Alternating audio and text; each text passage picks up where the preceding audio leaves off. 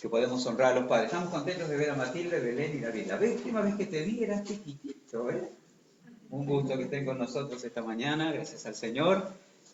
Y vamos a abrir nuestras Biblias en el libro de Proverbios, capítulo 1. Proverbios, el capítulo 1. Seguramente en algunas Biblias se abre solo el libro de Proverbios, por las veces que pasamos por él. Y les voy a invitar a ponerse de pie.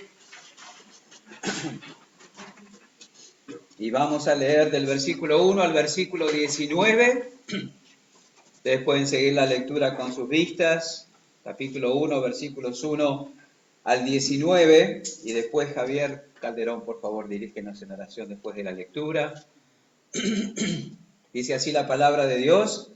Los proverbios de Salomón, hijo de David, rey de Israel, para entender sabiduría y doctrina, para conocer razones prudentes, para recibir el consejo de prudencia, justicia, juicio y equidad, para dar sagacidad a los simples y a los jóvenes, inteligencia y cordura. Oirá el sabio y aumentará el saber, y el entendido adquirirá consejo, para entender proverbio y declaración, palabras de sabios y sus dichos profundos. El principio de la sabiduría es el temor de Jehová. Los insensatos desprecian la sabiduría y la enseñanza. Oye, hijo mío, la instrucción de tu padre, y no desprecies la dirección de tu madre, porque adorno de gracia serán a tu cabeza y collares a tu cuello. Hijo mío, si los pecadores te quisieren engañar, no consientas. Si dijeren, ven con nosotros, pongamos acechanzas para derramar sangre, acechemos sin motivo al inocente, los tragaremos vivos como el Seol y enteros como los que caen en un abismo. Hallaremos riquezas de toda clase, llenaremos nuestras casas de despojos. Echa tu suerte entre nosotros, tengamos todos una bolsa. Hijo mío, no andes en camino con ellos. Aparta tu pie de sus veredas, porque sus pies corren hacia el mal y van presurosos a derramar sangre. Porque en vano se tenderá la red ante los ojos de toda ave. Pero ellos a su propia sangre ponen acechanzas y a sus almas tienden lazo. Tales son las sendas de todo el que es dado a la codicia, la cual quita la vida de sus poseedores. Oremos. Bendito Dios, amado Padre de los cielos, quiero agradecerte, Señor, por el enorme privilegio de poder estar, Señor, reunidos con los hermanos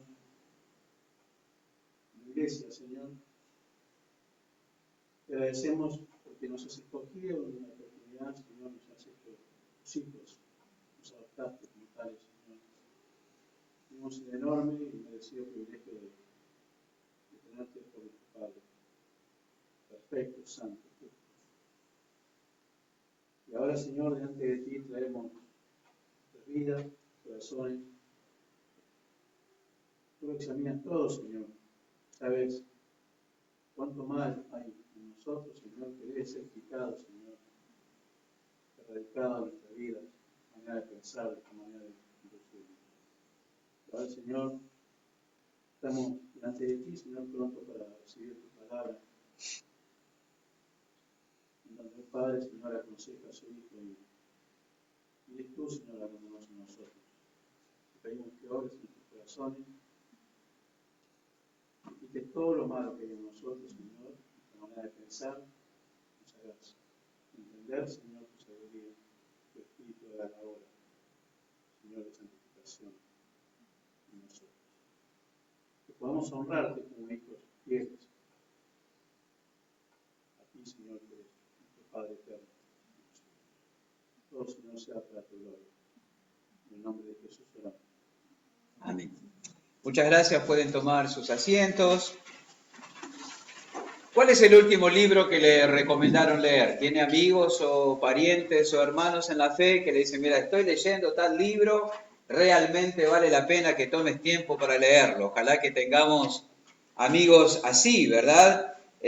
Ojalá seamos muchos los que hemos desarrollado el buen hábito de la lectura. Esa es una de las cosas que yo puedo agradecer a mi padre. Enciclopedia que salía, allí estaba en casa. El diario todos los días desde pequeño y muchos libros con información científica, de arte, de historia. Esas cosas siempre eran un asunto en el que se invertía en mi hogar en la niñez.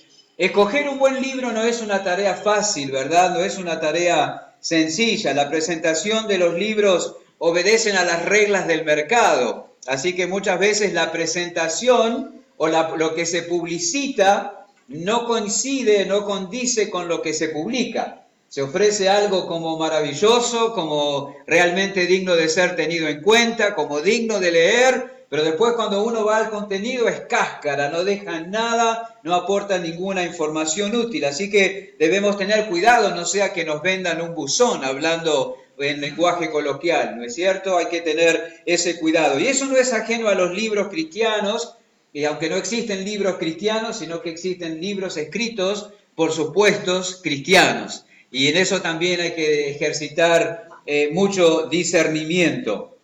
Si alguien le preguntara y le pidiera que le recomendara un buen libro sobre la familia y sobre la crianza de los hijos, ¿qué libro le recomendaría? Hay varios, ¿no es cierto? Nosotros tenemos, antes que se fueran de casa, las chicas ordenaron la biblioteca y tienen papelitos en los estantes, familia, hombres, mujeres, hijos, libros de la Biblia, etc. Nosotros tenemos varios ahí en la biblioteca, libros antiguos, libros más nuevos, algunos muy buenos que uno quiere volver a ellos una y otra vez, aunque ya pasó la etapa de criar hijos, pero tenemos nietos y podemos aconsejar a otros y podemos ayudar a otras personas en esa tarea. Hay algunos libros realmente muy buenos, pero sin duda el mejor libro, ¿verdad?, sobre asuntos de familia y la crianza de los hijos es el libro de Proverbios. No hay ninguna duda acerca de eso. El libro de los Proverbios de Salomón. Como Javier oraba antes del mensaje, lo que tenemos aquí son las palabras de un padre a su hijo.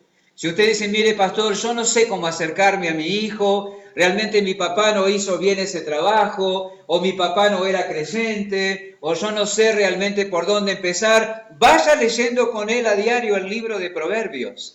¿Verdad? Eso es una buena práctica. Lea con su hijo todos los días uno de los proverbios y ahí estará ese hijo escuchando los consejos de un padre sabio. Gabriela y yo trabajamos en un colegio cristiano, ¿verdad? Antes de casarnos y creo que un poquito después de casarnos yo. Y todas las mañanas en ese colegio había un devocional en todas las clases, todo el mes, todos los días, todos los meses del año, todo el tiempo de clases, se leía un proverbio al empezar la clase en cada uno de los grados. Y los niños estaban escuchando a lo largo de todo el año, una y otra vez, los consejos de este padre sabio. Por esa razón es que usted va a encontrar más de 50 veces en el libro la expresión, hijo mío.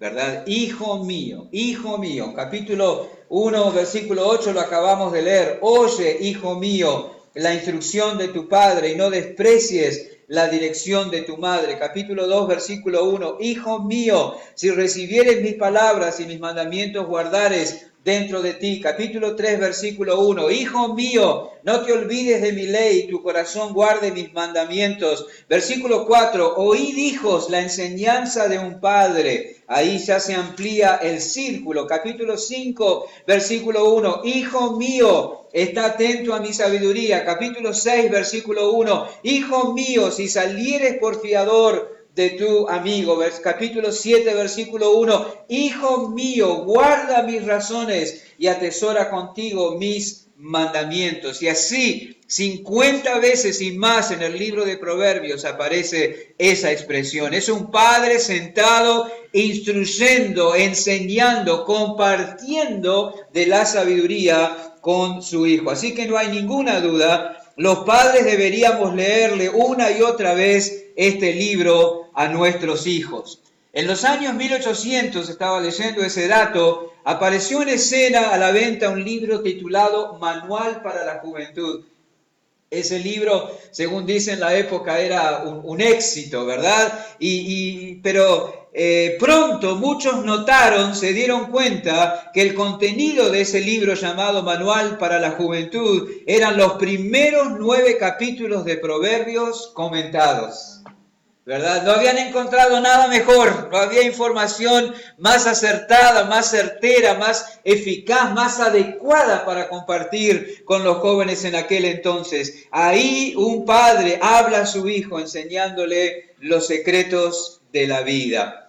Los meses en que se celebra un día relacionado con la familia, por lo general, en la iglesia exponemos sermones relacionados con la familia. Lo consideramos muy importante por cuanto la familia en su concepto, la familia en su definición, la familia en su origen, la familia en su propósito, está bajo ataque, ¿verdad? Severo, duro, intenso hoy en día. Tengo dos noticias de ayer de los diarios que tienen algo que ver con este ataque, ¿verdad? Y esta redefinición y este revuelto que se está haciendo en relación a la familia. Uno de los títulos dice: Chubut, padre e hija no humana. Para un juez, una pareja y su perra formaban una familia multiespecie. ¿Qué le parece? Y fue condenado un hombre que mató a esa perra. Y como era una hija una hija de la familia, lo consideraron un asesinato, una aberración. Y algo más, permítanme que demore un segundito. Una ONG en el Reino Unido propone reemplazar la palabra madre por persona que dio a luz, porque madre tiene una connotación profundamente femenina y se considera discriminatoria. Terrible. La familia bajo ataque, ¿verdad? Por esa razón es muy necesario que con frecuencia pase por nuestras mentes la enseñanza bíblica referente a la familia. Y vamos a aprovechar algunos domingos de este mes y el mes que viene para considerar algunas verdades tocante a la familia y la crianza de los hijos que surgen del libro de Proverbios. Pero antes de eso, en primer lugar, vamos a considerar 3 comentarios generales relacionados con el libro de Proverbios, a modo de introducción. En primer lugar, vamos a decir que Proverbios es un libro de la Biblia. Eso parece una perogrullada, ¿no es cierto? Algo resabido, pastor. ¿Qué está diciendo? Esto es una iglesia bíblica. Trajimos nuestras Biblias, sabemos que Proverbios forma parte del Antiguo Testamento, de los libros poéticos, fue escrito por Salomón. ¿Por qué tiene que aclarar eso? Bueno, parece que no necesita aclararse, pero realmente es muy importante recordarlo. Proverbios es un libro de la Biblia y eso implica que debemos considerar sus enseñanzas en el contexto bíblico, ¿verdad? No podemos tomar Proverbios y tomar nota de sus enseñanzas extrayéndolo del hecho de que es uno de los libros de la Biblia, uno de los 66 libros inspirados que Dios ha guardado, ¿verdad?, para nuestro bien. Las enseñanzas de Proverbios no deben ser consideradas como independientes del resto de las Escrituras. Eso es lo que queremos decir, ¿verdad? Uno puede estar en Proverbios, deleitarse en Proverbios, conocer Proverbios, leer Proverbios, estudiar Proverbios, pasar una y otra vez por Proverbios, pero no debe ser lo único que nosotros debemos leer. Es parte del libro de Dios. Una dieta exclusiva de Proverbios no sería una dieta espiritual balanceada y por lo tanto no sería una dieta espiritual saludable. No podemos quedarnos solamente con lo que nos enseña el libro de Proverbios, ¿verdad? Así como uno no debe comer solo lo que le gusta físicamente hablando, tampoco es saludable para el alma quedarse y andar siempre por los libros que a uno más le gusta de las Escrituras. Tenemos que pasar por toda la Biblia. Tenemos que pasar por toda la Escritura. No sería saludable alimentarse solo de papas fritas, aunque muchos dirían amén, sobre todo los niños y los adolescentes, y si tienen cheddar derretido por arriba, bueno, no es hora de hablar de eso, ¿no es cierto? Pero no sería saludable comer y alimentarnos solamente de papas fritas, así tampoco sería saludable alimentarnos solo, por ejemplo, de los Salmos y de los Proverbios. Hay que pasar por el Pentateuco, hay que pasar por los libros históricos, hay que pasar por el resto de los libros poéticos, hay que pasar por los profetas, por los evangelios, por Hechos, por las cartas de Pablo, por las epístolas generales y por Apocalipsis. Una dieta balanceada. No podemos ignorar el resto de las Escrituras. Toda la Biblia es necesaria. En segundo lugar, el segundo comentario general en cuanto a esto es que Proverbios no puede ser entendido y aplicado correctamente a menos que tengamos al Espíritu Santo como intérprete, ¿verdad? No podemos aprovechar el libro, lo podemos recomendar, podemos leerlo, ¿verdad? Podemos decirle a otros que sería bueno que lo leyera, pero el libro de Proverbios no puede ser entendido ni aplicado correctamente a menos que tengamos el Espíritu Santo como intérprete de la Escritura. 1 Corintios capítulo 2, sin perder Proverbios, seguramente es un texto que la mayoría de nosotros conocemos. 1 Corintios capítulo 2. A partir del versículo 6, 1 Corintios 2:6 dice: sin embargo, hablamos sabiduría entre los que han alcanzado madurez, y sabiduría no de este siglo ni de los príncipes de este siglo que perecen, mas hablamos la sabiduría de Dios en misterio, la sabiduría oculta, la cual Dios predestinó antes de los siglos para nuestra gloria, la que ninguno de los príncipes de este siglo conoció, porque si la hubieran conocido, nunca habrían crucificado al Señor de gloria. Y uno dice, si es la sabiduría de Dios en misterio, si es la sabiduría de Dios oculta, ¿cómo vamos a llegar a conocerla? Versículo 9, antes bien, como está escrito, cosas que ojo no vio, ni oído oyó, ni han subido en corazón de hombre, son las que Dios ha preparado para los que le aman. Pero Dios nos las reveló a nosotros por el Espíritu, porque el Espíritu todo lo escudriña, aún lo profundo de Dios. Porque ¿quién de los hombres sabe las cosas del hombre, sino el Espíritu del hombre que está en él? Así tampoco nadie conoció las cosas de Dios, sino el Espíritu de Dios. Y nosotros no hemos recibido el espíritu del mundo, sino el Espíritu que proviene de Dios, para que sepamos lo que Dios nos ha concedido. Lo cual también hablamos, no con palabras enseñadas por sabiduría humana, sino con las, y ese las se refiere a las palabras, sino con las palabras. No hay aquí en la Biblia inspiradas ideas, hay inspiradas palabras, inspiración verbal, sino con las palabras que enseña el Espíritu, acomodando lo espiritual a lo espiritual. Pero el hombre natural no percibe las cosas que son del Espíritu de Dios, porque para él son locura y no las puede entender, porque se han de discernir espiritualmente. ¿Ha captado la fuerza de la frase, no las puede entender? Es una frase fuerte, es una declaración certera, es una declaración que no deja lugar a dudas. El hombre natural, el que no posee el Espíritu de Dios, no puede entender las palabras con las que el Espíritu nos ha dado a conocer la sabiduría de Dios.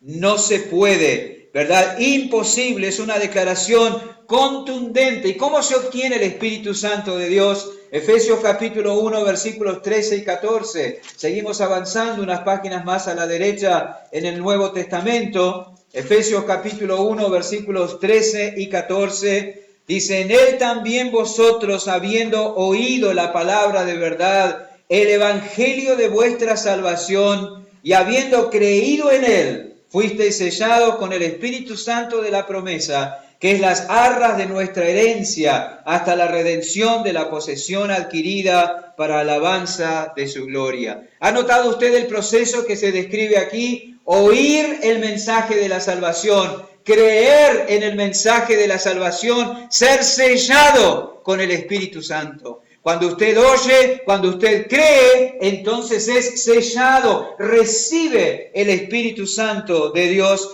Nada de segunda experiencia, nada de diferencia en el tiempo entre ser salvo y ser bautizado con el Espíritu Santo de Dios. Nada de intervención humana que alguien debería orar para que recibamos el Espíritu Santo de Dios. Eso no es cierto. Oímos el Evangelio, creemos el Evangelio y somos sellados con el Espíritu Santo de la promesa. Es las arras, el adelanto, la garantía de que vamos a recibir la herencia en su totalidad. Y solamente cuando tenemos el Espíritu que recibimos cuando creemos en el Evangelio, entonces podemos tener acceso a la sabiduría de Dios en misterio, a la sabiduría oculta que se nos revela, que se hace clara, que se hace viva, que hace comprensible, eficaz en nuestros corazones por el Espíritu Santo de Dios. Y tomemos nota que hay una maravillosa conexión entre Proverbios y el Señor Jesucristo. Sigamos un poquito más adelante en el Nuevo Testamento, Colosenses capítulo 2,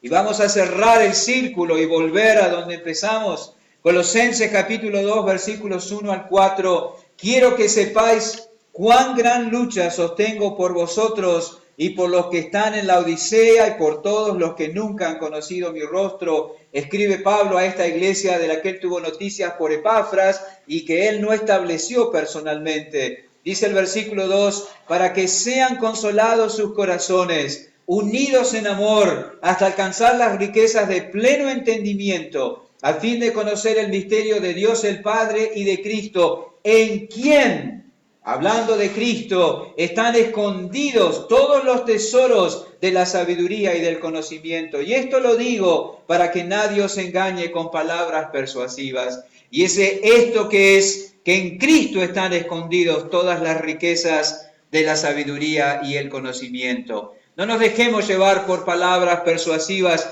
de humana sabiduría. No nos dejemos engañar por esas razones. Y abrimos Proverbios y tenemos acceso a las riquezas que están escondidas en Cristo Jesús. ¿Quién es el encargado de tomar las cosas de Cristo? ¿Quién es el encargado de tomar de las riquezas de Cristo? ¿Quién es el encargado de tomar de eso y hacérnoslo saber?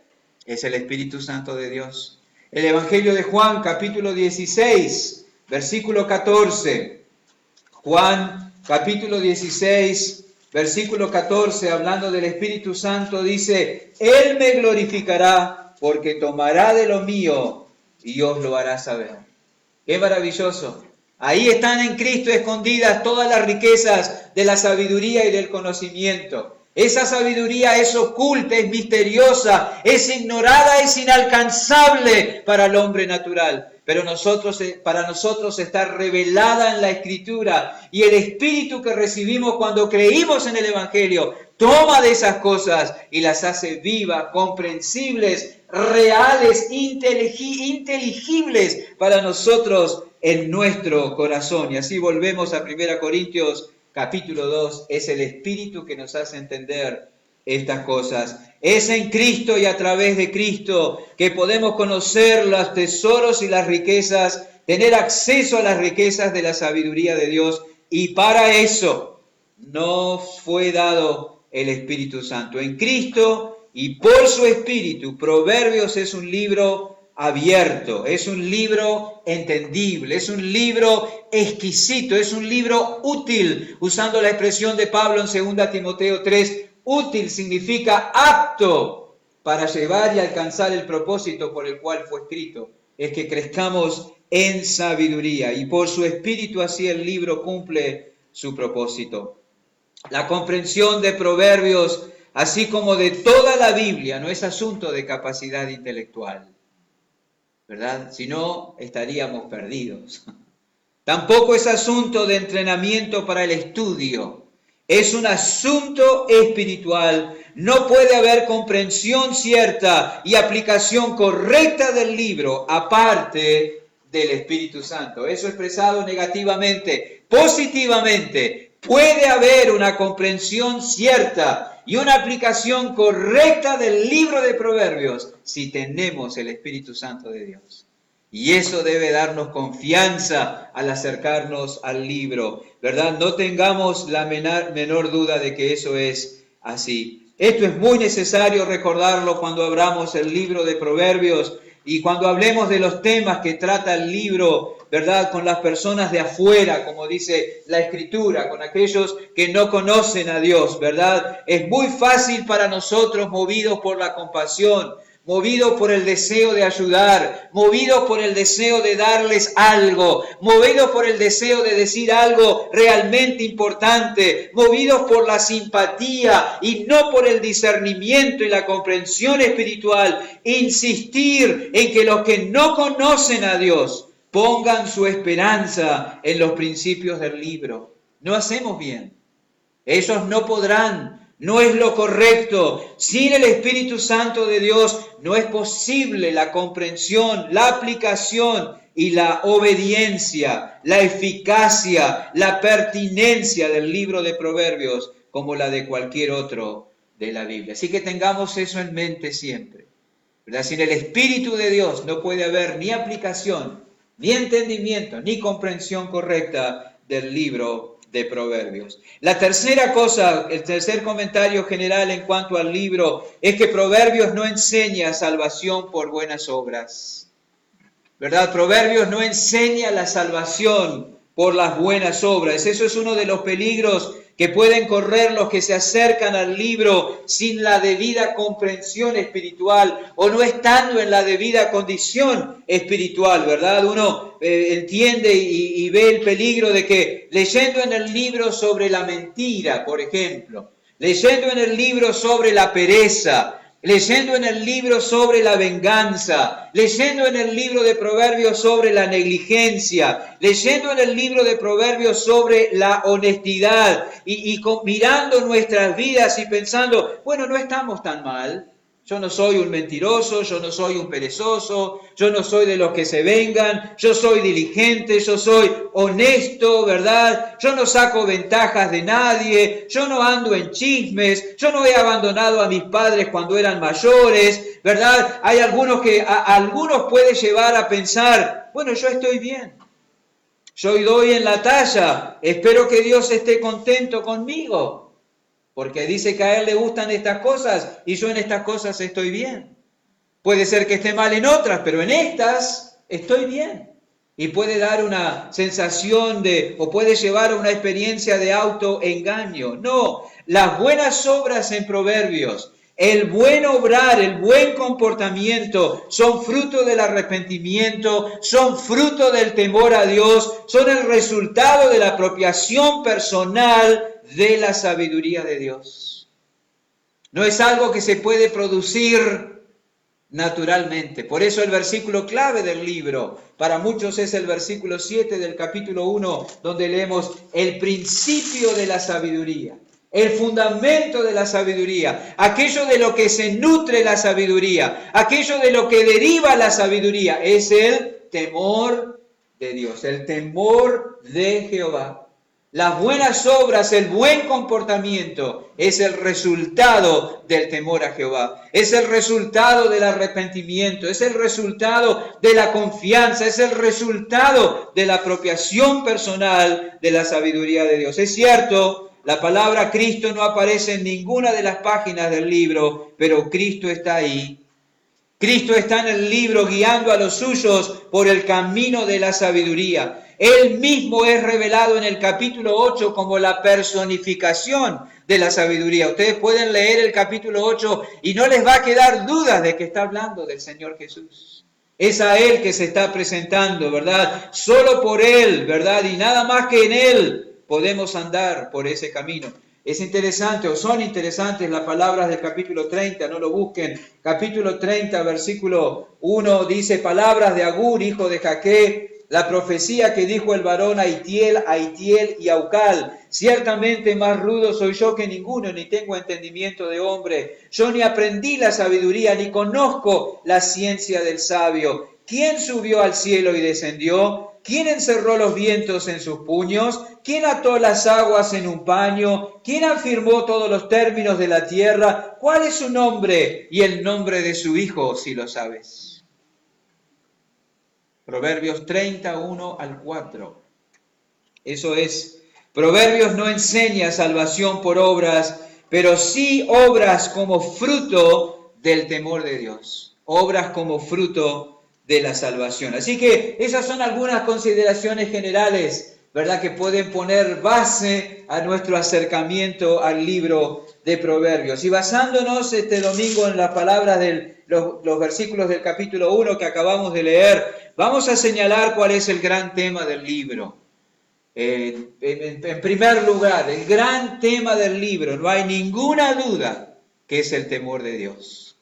Ese es el tema. El versículo 7 dice, el principio de la sabiduría es el temor de Jehová. Los insensatos desprecian la sabiduría y la enseñanza. Versículo 29, por cuanto aborrecieron la sabiduría y no escogieron el temor de Jehová. Hay un gran énfasis en el libro en relación al temor de Jehová. Y generalmente, especialmente al hablar de los hijos y de los hijos jóvenes, ¿no es cierto? Es una virtud que se destaca, es una virtud que se promueve, es una virtud que se elogia, es una virtud que se busca en todas las edades y en todas las personas. Fijémonos, capítulo 3, versículos 5 al 8. Es Salomón, el padre hablando a su hijo joven.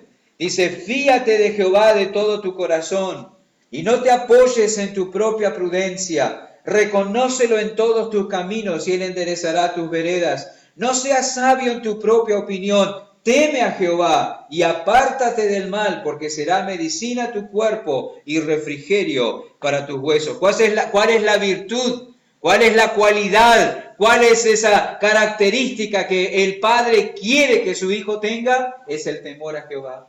No te creas sabio en tu propia opinión. No piensas que alcanza con tu experiencia. No creas que alcanza con lo que has aprendido mirando a otras personas. Lo que necesitas es temor al Señor. Miremos lo que dice capítulo 28, versículos 13 y 14. Proverbios capítulo 28, versículos 13 y 14. Dice, el que encubre sus pecados no prosperará, mas el que los confiesa y se aparta alcanzará misericordia. Bienaventurado el hombre que siempre teme a Dios, mas el que endurece su corazón caerá en el mal.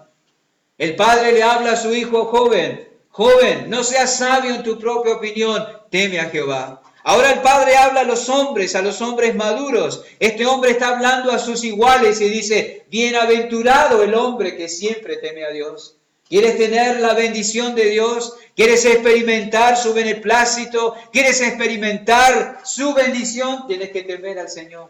Temer a Dios. Bienaventurado el hombre que siempre teme a Dios. Capítulo 31, versículo 30. Seguramente conocemos ese texto también. Engañosa es la gracia y vana la hermosura. La mujer, ya vimos hablando al joven, oímos a Salomón hablándole al hombre, ahora oímos a Salomón hablándole a la mujer. La mujer que teme a Jehová, esa será alabada. Es la virtud elogiada, recomendada, promovida, exaltada, buscada en todas las personas, cualquiera que sea su momento en la vida. El joven debe temer a Dios, el hombre debe temer a Dios, la mujer debe temer a Dios. Salomón habló de esto no solamente en Proverbios, pero también habló mucho y escribió mucho sobre el temor a Dios en el libro de Eclesiastés, ¿verdad? Unas páginas más adelante, ahí a la derecha en su Biblia, Eclesiastés capítulo 12, versículo 13, dice, el fin de todo el discurso oído es este, teme a Dios y guarda sus mandamientos, porque esto es el todo del hombre. Todo lo escrito, dice Salomón allí, tiene como propósito enseñarte que el todo del hombre, la vida con propósito, el secreto de la vida fructífera es temer a Dios y guardar sus mandamientos. Es el todo del hombre. Ese es el propósito del discurso que leemos en Eclesiastés. El orador ha expuesto su postura, ha expuesto, valga la repetición, su exposición. Y dice, ¿saben para qué les he dicho todo esto? Para que entiendan que el todo del hombre es el temor a Jehová y guardar sus mandamientos. ¿Cómo se ha desvirtuado y diluido este concepto del temor de Jehová? El hombre se ha inventado sus propios dioses a los cuales puede manejar. ¿verdad? Dioses que están ellos al servicio e inclinados ante el hombre, atentos y obligados a atender sus caprichos. Esos son los dioses del hombre. Pero el Dios vivo y verdadero no se inclina ante nadie, ni está atento y dispuesto a obedecer órdenes de sus criaturas. El Dios vivo y verdadero es el Dios a quien hay que temer. Los hombres deben temer a Dios, las mujeres deben temer a Dios, los jóvenes deben ser enseñados por sus padres a temer a Dios. ¿Por qué razón? Porque si no habrá corrupción en la vida. Eso es lo que enseña la Escritura. Romanos capítulo 3, vayan ahí conmigo por favor, conocemos también esos versículos. Romanos capítulo 3, versículo 10, como está escrito, no hay justo ni aun uno, no hay quien entienda, no hay quien busque a Dios.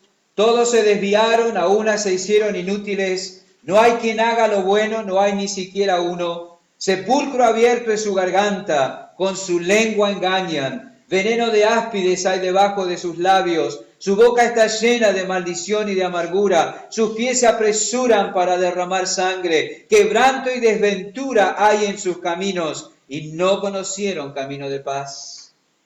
¿Qué situación más trágica? La condición del hombre. ¿Y cuál es la causa de todo esto? Versículo 18, no hay temor de Dios delante de sus ojos. ¿Por qué la garganta es un sepulcro abierto? ¿Por qué engañan con la lengua? ¿Por qué hay veneno de áspides debajo de los labios? ¿Por qué la boca está llena de maldición y de amargura? ¿Por qué los pies se apresuran para derramar sangre? ¿Por qué hay quebranto y desventura en todos los caminos del hombre? ¿Por qué el hombre no conoce camino de paz? La razón, porque no hay temor de Dios delante de sus ojos. Los jóvenes deben temer a Dios, los hombres deben temer a Dios, las mujeres deben temer a Dios. El temor de Dios pone freno a la maldad. El temor de Dios impulsa, motiva a la vida piadosa. ¿Por qué vemos lo que vemos hoy en día? Violencia, corrupción, insolencia, asesinatos, insultos, irreverencia. Porque no hay temor de Dios delante de los ojos de los hombres. Porque los hijos no han sido enseñados por sus padres a temer a Jehová.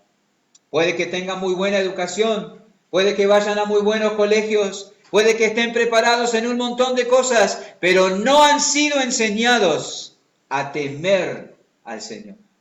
No han sido enseñados por sus padres a temer a Dios. ¿Sabe a qué le temen más los niños y los adolescentes hoy en día? ¿Sabe cuál es el temor que encabeza la lista de las cosas a las que le temen los niños y los jóvenes? Es el miedo al rechazo. Eso es, el miedo al rechazo. Ellos toman su sentido de valía de las respuestas que ven en otros hacia él. Si lo rechazan, si no quieren ser sus amigos, si no ponen me gusta en sus posteos, si no los invitan a sus fiestas, si no participan de sus grupos, si no elogian sus ocurrencias, entonces eso significa rechazo y es algo muy difícil de sobrellevar hoy en día. No pueden tolerar el rechazo y muchas veces ese temor al rechazo lleva a cosas muy preocupantes.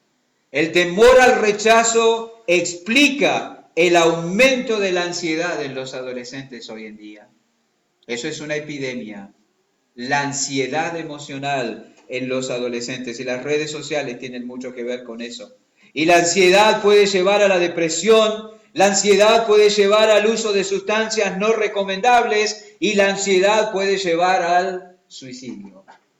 Por el miedo al rechazo, el temor a lo equivocado, cuando deben ser enseñados a temer a Jehová, a temer al Señor. Hay que velar sobre esta actitud en los jóvenes que tenemos en casa. ¿Sabe lo que el mundo ofrece para la ansiedad de los adolescentes? En primer lugar, el mundo ofrece para la ansiedad de los adolescentes la TCC. Eso es terapia cognitiva conceptual. Es la gran medicina del mundo para los adolescentes.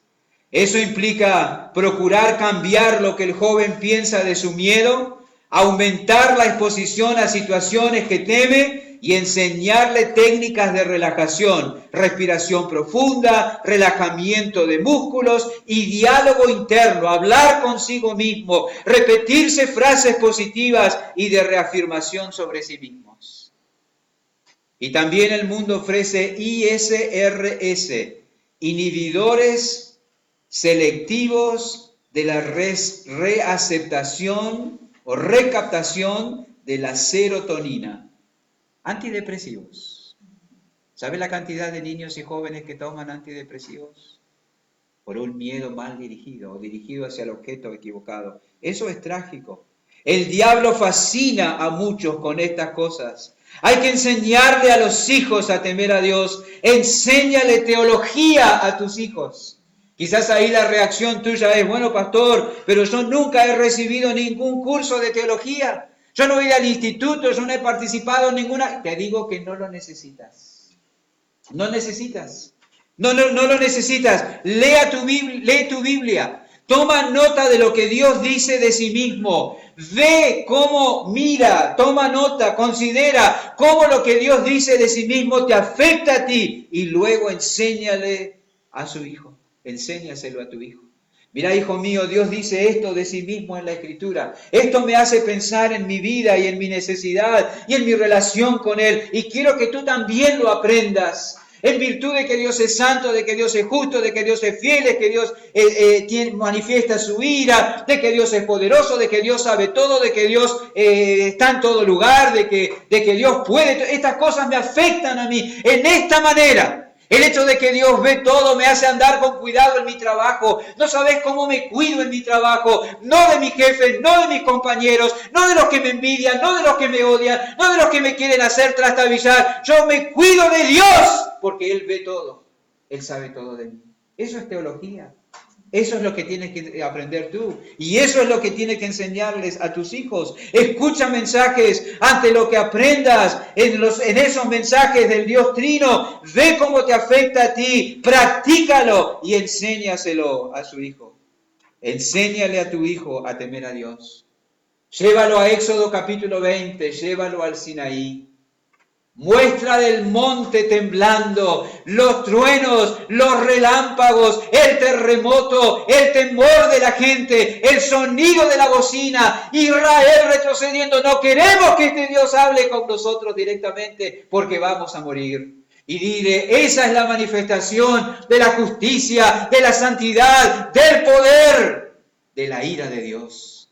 Ese es el Dios de la Biblia.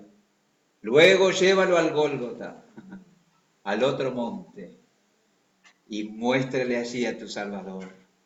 Dice, este es el Dios, el mismo del Sinaí, el mismo de la ira, el mismo de la reacción contra el pecado, no manifestando ya esa ira y esa reacción, sacudiendo el monte, sino en la agonía del sustituto, para alcanzarnos con gracia y misericordia.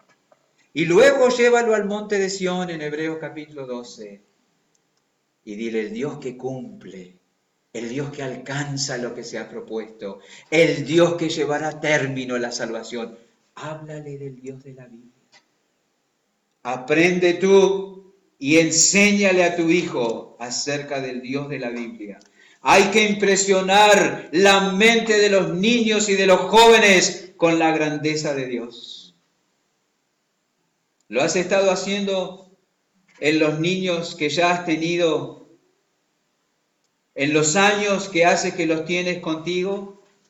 ¿Qué has hecho en los años que has tenido a tus hijos contigo? ¿Qué les has enseñado tú? No, pero van a la escuela dominical. No, vienen a la hora feliz. No, van a la reunión de adolescentes. Participan de la reunión. No, eso no es la tarea. No es la iglesia, no es el pastor, no son los maestros, son los padres. ¿Qué has estado haciendo en estos años que has tenido a tus hijos contigo? ¿Cuál ha sido el esfuerzo que has hecho conscientemente de impactar la mente y el corazón de tus hijos con la grandeza de Dios? Debe haber un parate y tomar nota de con qué cosas has permitido o has contribuido que se impresione la mente de tus hijos? ¿Qué has estado haciendo? ¿Saben tus hijos quién es Dios? Debe ser visto por ellos cuán impresionados estamos nosotros con el Dios vivo y verdadero. Y debes guiarlos a que ellos también procedan así. Una madre le decía a sus hijos al salir de casa siempre: pórtate bien, acuérdate que yo no te veo, pero Dios te ve. ¿Se imaginan esa? Dirían los del mundo un karma. Pero Dios te ve. Jóvenes, probablemente hay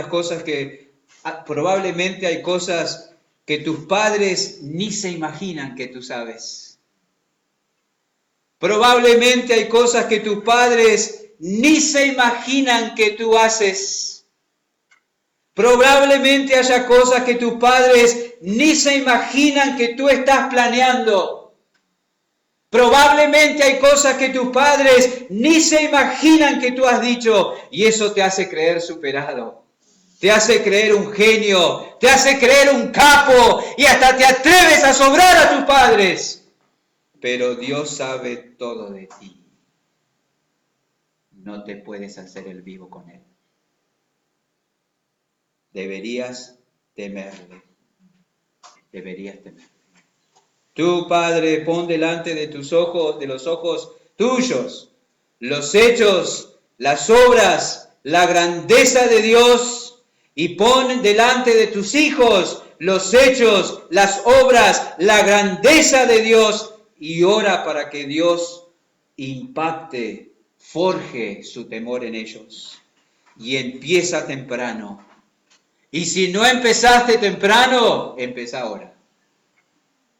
Empieza ahora. Yo me imagino a Nahum. Vamos ahí, ya estamos terminando. Uno de los profetas menores. Nahum, capítulo 1. No sé si sus hijos lo escucharon, pero miren cómo habla él de Dios. Nahum, capítulo 1, versículo 2. Jehová es Dios celoso y vengador. Jehová es vengador y lleno de indignación. Se venga de sus adversarios y guarda enojo para sus enemigos. Jehová es tardo para la ira y grande en poder, y no tendrá por inocente al culpable. Jehová marcha en la tempestad y el torbellino, y las nubes son el polvo de sus pies. ¿Qué ven los hijos cuando miran las nubes? Un cervatillo, un chupete. Diles, son el polvo de los pies de Dios. Él amenaza al mar y lo hace secar, y agosta todos los ríos. Basán fue destruido, y el Carmelo y la flor del Líbano fue destruida. Los montes tiemblan delante de él, los collados se derriten, la tierra se conmueve a su presencia, y el mundo y todos los que en él habitan. ¿Quién permanecerá delante de su ira? ¿Quién quedará en pie en el ardor de su enojo? ¿Cuál es la respuesta? Nadie. Su ira se derrama como fuego y por él se hiendan las peñas, y respiramos aliviados y se afloja la tensión. Jehová es bueno, fortaleza en el día de la angustia y conoce a los que en él confían. Quizás usted dice, pastor, pero si yo le leo eso a mis hijos se van a asustar. Que se asusten. Que se asusten. Deja que se asusten. Y enséñales cuán bueno es aprender a temer al Señor. ¿Sabe que la palabra temor en el Nuevo Testamento es la palabra fobia? La misma que usamos en claustrofobia para decir que alguien le tiene miedo a estar encerrado, la misma que usamos en agorafobia para decir que alguien le tiene miedo a los espacios abiertos, y es apropiada, es temor. Miren en Isaías capítulo 6 la respuesta del profeta cuando estuvo ante Dios: ¡ay de mí! Miren en Apocalipsis capítulo 1 la respuesta del apóstol cuando estuvo ante el Cristo resucitado: caí como muerto a sus pies. Miren en Lucas capítulo 5 la respuesta del apóstol Pedro ante la grandeza y la deidad de Cristo: apártate de mí, Señor, que soy hombre pecador. Tenemos una idea extraña, incompleta de Dios. Y si nuestros hijos realmente tuvieran una visión de Dios, clamarían, ¡ay de mí! Si nuestros hijos realmente tuvieran una visión bíblica de Dios, dirían, apártate de mí. Enséñale a tus hijos a temer al Señor. Esa es la clave del libro. Esa es la tarea. Pero no olvides que para que tus hijos aprendan a temer a Dios, tú debes enseñarles. Y para que tú puedas enseñarles, tú debes temer primero a Dios. Y para temerle debes conocerlo. Tú debes ser un teólogo. Padre, ¿te dedicas a trabajar? Bien haces. Yo trabajo para mi familia. Te animo a que te dediques a contemplar al Señor en su gloria, en la Escritura, y deja que esa revelación te impresione profundamente. Ve cómo te afecta. Toma nota de responder adecuadamente a esa revelación. A veces será con confesión, a veces será en adoración, a veces será en decisiones de servicio, y luego compártelo con tus hijos. Esa es la aplicación. El gran tema es temer a Dios. Jóvenes, teman a Dios. Hombres, teman a Dios. Mujeres, teman a Dios. Hay que aprender a temer a Dios. Y a los hijos hay que enseñarles a hacer. ¿Cuál es la promesa? Ya lo vimos. Proverbios 28:14. Bienaventurado el hombre que siempre teme a Dios. Hay gente que se regocija cuando ve a sus hijos ingenieros, maestros, lo que sea. Bien hecho.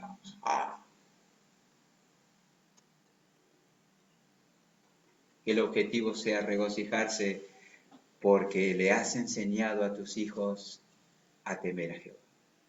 No importa lo que sea, zapatero, remendón, no importa. Pero será bienaventurado si aprendió porque tú le enseñaste a temer a Jehová. Que así sea. Gracias, Padre. Gracias por permitirnos detenernos esta mañana en este precioso libro de Proverbios, como toda la Escritura. Provechosa, útil, punzante, verdadera, real, eficaz, pero sobre todo pararnos delante de ti. Oh Señor, en el Sinaí, en el Gólgota, en el monte de Sión, ver cómo te has manifestado a nosotros y ver cómo nosotros te hemos reducido a tan mínima expresión en nuestros corazones. Y así lo hemos transmitido, o probablemente lo estemos transmitiendo a los hijos.